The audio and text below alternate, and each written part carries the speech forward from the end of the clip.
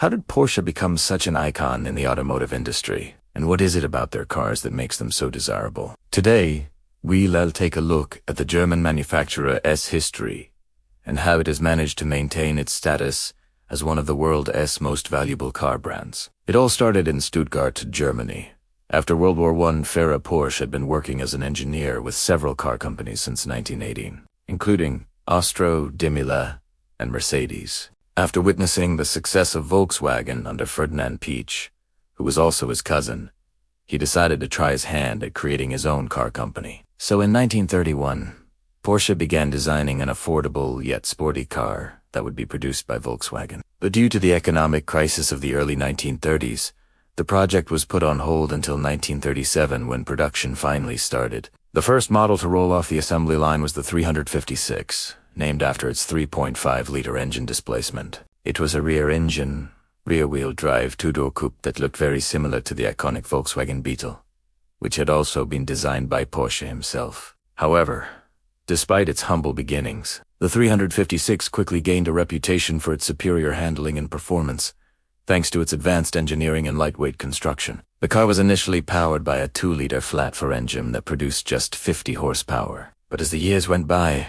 several more powerful variants were released. Despite being underpowered by today's standards, these cars were still capable of reaching top speeds of over 120 miles per hour, which was impressive for the time. During World War II, Porsche's factory was heavily damaged by Allied bombing raids, but instead of focusing on repairing the damage, he decided to use his resources to help the German war effort. He designed tanks and military vehicles for the German army, some of which were actually quite innovative for the time. For example, he developed a lightweight amphibious vehicle that could be used as both a reconnaissance vehicle and a light transport. However, after the war ended, Porsche was arrested by French authorities and charged with war crimes. Apparently, he had made some rather insensitive remarks about French people during a speech in Berlin. Fortunately for him, he was released without any punishment after it was discovered that he had bribed a high-ranking French official. Once back in Germany, he turned his attention back to the car company.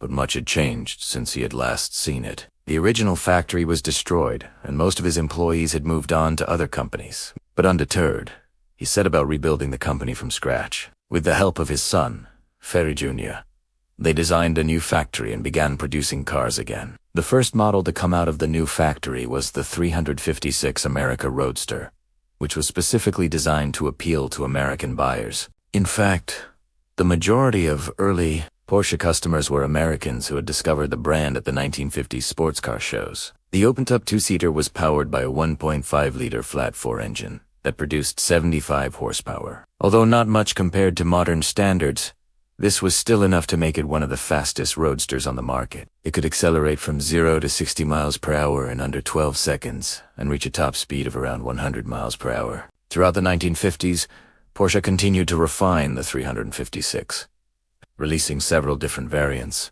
including a coupe, a convertible D, a Spider, and even a racing version. The 356 was not only a commercial success, but it also established Porsche's reputation as a maker of high-quality sports cars. The company expanded rapidly during this decade, opening new facilities and hiring more staff. They even set up a racing department in 1956, which would go on to win several major races, including the 12 Hours of Sebring and the Targa Florio. This racing success further enhanced the brand's image and made it even more desirable among car enthusiasts. In the early 1960s, Porsche decided it was time to replace the aging 356 with a new model. The result was the 911, which debuted in 1964. Unlike the 356, the 911 was a front-engine, rear-wheel drive car. It also had a more powerful flat-6 engine displacing 2.0 liters. The first 911s were equipped with a carburetor that produced 130 horsepower, enabling the car to accelerate from 0 to 60 miles per hour in just under 8 seconds. However, fuel injection was later introduced, increasing power to 160 horsepower. Despite its larger engine and more powerful output, the 911 was still considered to be a lightweight sports car. This was due to its construction, which used a combination of aluminum and steel to keep the weight down. Despite being lighter than its predecessor, the 911 was still quite luxurious for the time period. It featured comfortable seats, a decent sound system, and even air conditioning.